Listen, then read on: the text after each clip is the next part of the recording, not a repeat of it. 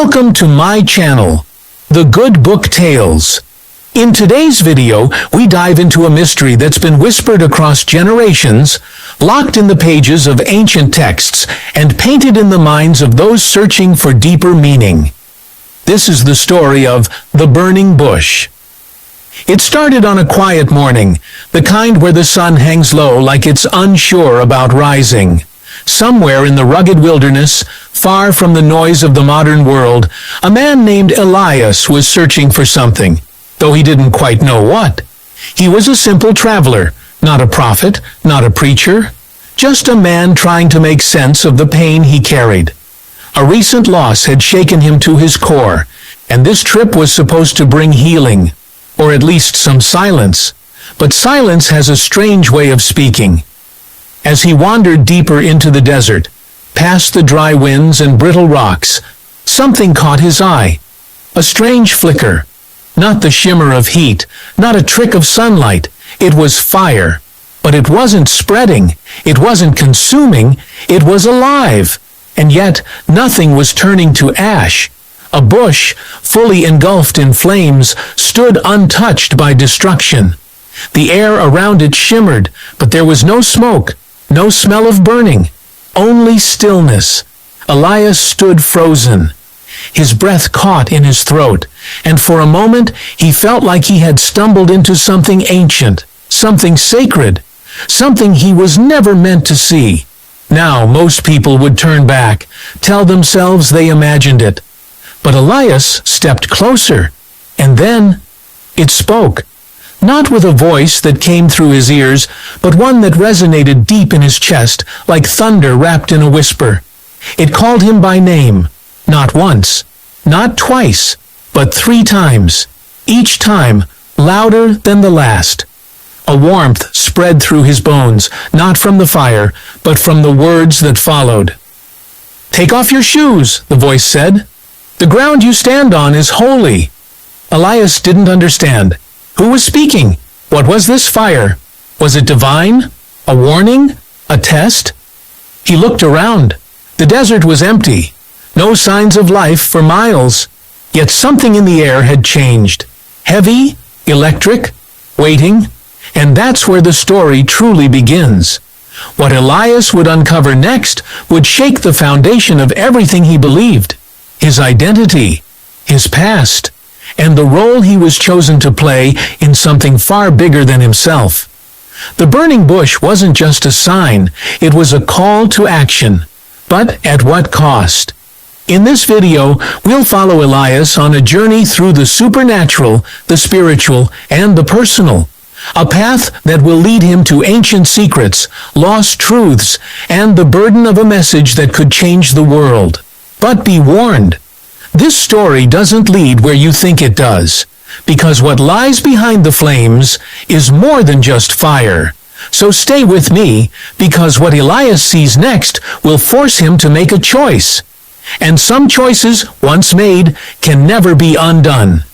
Make sure to like, subscribe, and keep watching, because the next chapter of The Burning Bush will take us to a place where faith meets fear, and destiny begins. Elias didn't know how long he stood there, staring at the fire that refused to burn. Time seemed to blur, stretched thin between heartbeats. The voice had gone silent, but the presence remained. Heavy, watching.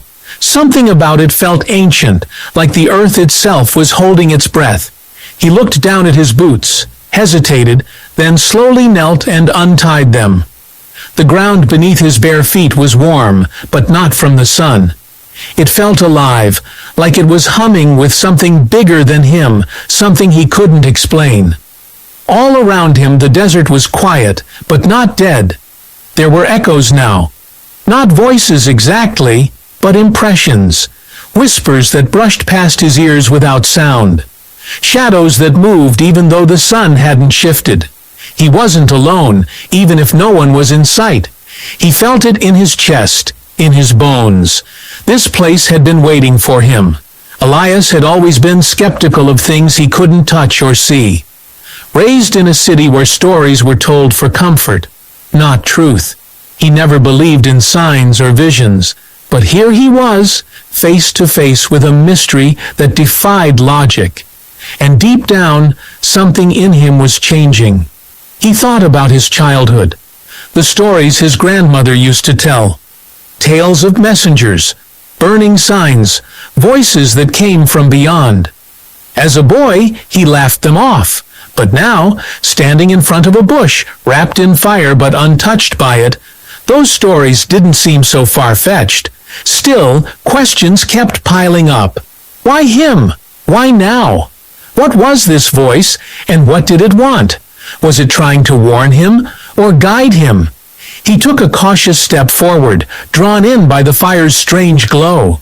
The closer he got, the more the air thickened. It was hard to breathe, but not from fear. From something deeper, something sacred. The kind of weight you feel when you're standing at the edge of something huge. And then he saw it. A mark etched into one of the stones near the base of the bush. Faint, ancient, and familiar. It was the same symbol from the notebook his father left behind before he disappeared. Elias hadn't thought about that notebook in years, but suddenly it was all flooding back. Pages filled with sketches, strange words, and warnings about a journey no one in his family ever dared to take. Now, standing in the middle of nowhere, Elias realized this wasn't just about a bush or a voice. This was about his bloodline, his purpose, and maybe a truth that had been buried for generations. But before he could take another step, the fire flared, bright, blinding, and something behind it moved, something watching. And that's when he heard it again, his name. Only this time, it wasn't a whisper. It was a command. Elias didn't move. The fire pulsed, casting long shadows over the sand, as that voice echoed again, firm and unmistakable. His name, clear as day, spoken like whoever, or whatever, was behind it, had known him forever. He wanted to speak, to ask who or what it was, but his throat felt tight, like the desert itself was holding back his words. Every instinct in him screamed to run, but something deeper, maybe curiosity, maybe fate, held him there. He glanced again at the symbol etched in the rock. It wasn't just a mark. It was a key, a clue. The same shape had haunted the pages of his father's notebook, pages Elias had buried in the back of a drawer after his dad vanished without a trace. There were theories, rumors about secret societies, ancient codes, and messages from the beyond. As a teenager, Elias dismissed it as obsession. But now it felt real. The main conflict wasn't just the voice or the fire. It was the question burning inside him. Was this his father's path? Had he stepped into a story that began long before him? Back home, others were already searching for Elias. A woman named Mara, a quiet archivist with secrets of her own, had been following the same trail. She worked in an old library downtown, where forgotten documents whispered of a hidden covenant, one tied to sacred fire and chosen bloodlines. She'd found Elias's name in the margins of a scroll no one was supposed to read. She knew he was in danger. And worse, she wasn't the only one looking for him. Some wanted to find him to help. Others wanted to stop him before he uncovered what had been hidden for centuries. And now, the fire had chosen him. Elias could feel it, the ground beneath his feet vibrating ever so slightly, as if the earth itself was responding to the flame. The air around the burning bush had thickened into something almost physical. Every breath was harder, but he couldn't look away. Behind the fire, something began to take shape. It wasn't a person, not exactly. A form, shifting, flickering, made of light and shadow, like it existed between two worlds. Elias took a step back, but the voice returned, louder now, layered with something ancient. It said one word: remember. His heart pounded. Memories that weren't his flashed through his mind. Distant lands, secret gatherings, a code spoken in hushed tones. Faces he'd never seen, yet somehow knew. The mark on the stone wasn't just a symbol from his father's notes. It was a seal, a gateway, and whatever it was protecting, someone wanted it kept buried. Far away, Mara was running. She'd pieced it together. The legends, the disappearances, the fire that burned without destroying. And the truth, Elias wasn't just caught in this, he was central to it. There was a prophecy hidden in one of the texts she uncovered. A man who would be called by fire, led by voice, and tested by truth. She was almost too late. Back at the bush, Elias's vision blurred. The figure in the fire raised its hand. The flames turned blue, silent, then suddenly surged outward. He shielded his face, and when he opened his eyes, he saw a second figure standing just outside the fire's reach. A man, or at least, he looked like one. No words were spoken, just a stare that cut deeper than anything Elias had ever felt. And behind that stare, a warning. Everything was about to change. The man standing beyond the flames didn't blink. His presence alone felt wrong, like a ripple in time. He wore no expression, no emotion, just a stillness that made Elias's skin crawl. The fire between them flickered unnaturally, casting shadows in directions that made no sense. For a moment, Elias wondered if the figure was even real, or if the burning bush had brought something from another realm into his world. But then the figure spoke, softly, almost too quietly to hear. And what he said made Elias's blood run cold. "You were never supposed to find this." It wasn't a threat, it was a truth, a heavy one. Elias stumbled backward. The man stepped closer, but never crossed the fire's boundary. The flames seemed to hold him back, as if protecting Elias. That's when Elias noticed the symbol again. Not on the stone this time, but on the man's hand, burned into his skin. The exact same mark, except this one was broken, incomplete. He wasn't just part of the mystery, he was tied to it, and something had gone wrong. Miles away, Mara reached the edge of the canyon. The coordinates from the old scroll had led her here, and from where she stood, she could see the faint glow of fire against the dusk. She pulled the notebook from her bag. Elias's father's notes, copied line by line. There was a final passage she hadn't shown Elias, written in a shaky hand. If the mark returns whole, the path remains, but if it's fractured, the balance is broken. Mara didn't yet understand what that meant, but she was about to. Back at the bush, Elias finally found his voice. "Who are you?" The figure tilted his head slightly. "I'm what's left of the last one who was called." The realization hit Elias like a punch. He wasn't the first. There had been others. Someone, maybe many, had stood in this very place, heard the same voice, seen the same fire. And not all of them survived. The broken mark wasn't just a sign, it was a warning. And then the flames surged again, higher this time, almost blinding. A sound echoed across the canyon. Not thunder, not wind. Something older. The kind of sound that makes your bones remember fear. And somewhere in the fire, something else moved. Not a figure, not a voice. Something waking up. Elias staggered back as the fire roared into the sky, a pillar of light stretching into the clouds. The heat pressed against his skin, but didn't burn. The voice returned, louder than before, layered and echoing, as if many spoke as one. The choice must be made.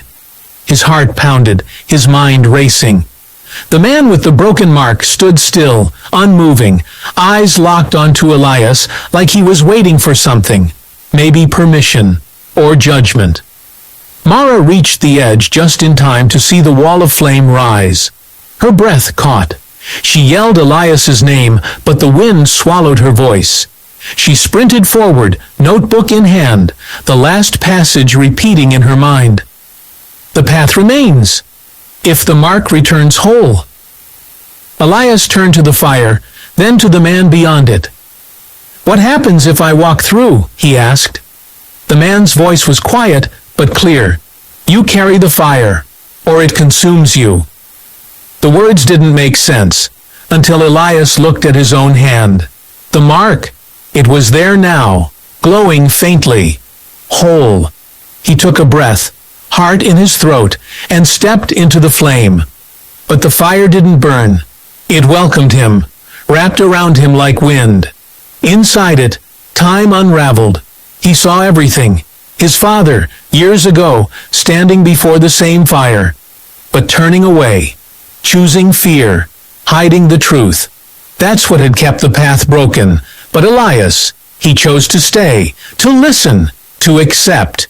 And then, just as quickly, the fire fell silent. The figure with the broken mark was gone. The canyon was still. The mark on Elias's hand faded. Mara reached him, wide-eyed, breathless. "You made the choice," she said. Elias nodded, but didn't speak. His mind was still inside the flame. Then came the twist. From the ashes of the burned bush, something bloomed. A single flower, bright, untouched, but beneath it, hidden in the roots, something shimmered. A metal box, etched with the same ancient symbol. Elias reached down and opened it. Inside was a letter, not from the past, but from himself. In handwriting he hadn't written yet. "You will forget this," it read, "but you'll return. And when you do, the fire won't be waiting, because you will be it." And the voice whispered one last time. This was only the beginning. Elias stood still, the letter trembling in his hands, his thoughts tangled between fear and wonder. The words echoed in his head, "You will be it." The fire, the visions, the voice, they weren't just calling him. They were becoming him. The mark on his hand may have faded, but something inside him had changed. He could feel it now, a quiet hum under his skin, like the ancient flame hadn't disappeared, just moved inward. The message was clear. This wasn't just about discovering a secret. It was about carrying it forward. Mara knelt beside the flower growing from the ashes. She touched it gently, then looked up at Elias. "It chose you," she said, "not because you were ready, but because you were willing." He didn't answer. There were no more voices, no more visions, just the desert wind, quiet again, as if the land had taken a deep breath and finally exhaled. He tucked the letter into his jacket, knowing the time would come when he'd need to read it again, or maybe write it. They made the long walk back in silence. No more glowing fire behind them, no trail to follow. But for the first time, Elias didn't feel lost. The questions that haunted him about his father, the notebook, the purpose of it all, had answers now. Not simple ones, but enough. His father hadn't failed. He had delayed, afraid of what the fire might ask. Elias had faced it, chosen it, and lived. Back in the city, the world moved on like nothing had changed. But Elias saw things differently now. The ordinary moments weren't so ordinary. The quiet corners of life carried meaning he hadn't noticed before. He visited Mara at the archive more often. They'd scan old pages together, not searching anymore, but understanding. And sometimes, late at night, he'd feel that hum again, that low warmth beneath his skin. Not burning, just waiting. He never saw the bush again, but he didn't need to, because deep down he knew the fire hadn't vanished. It had found a new home. And the real story, the one that would take a lifetime to live, had only just begun.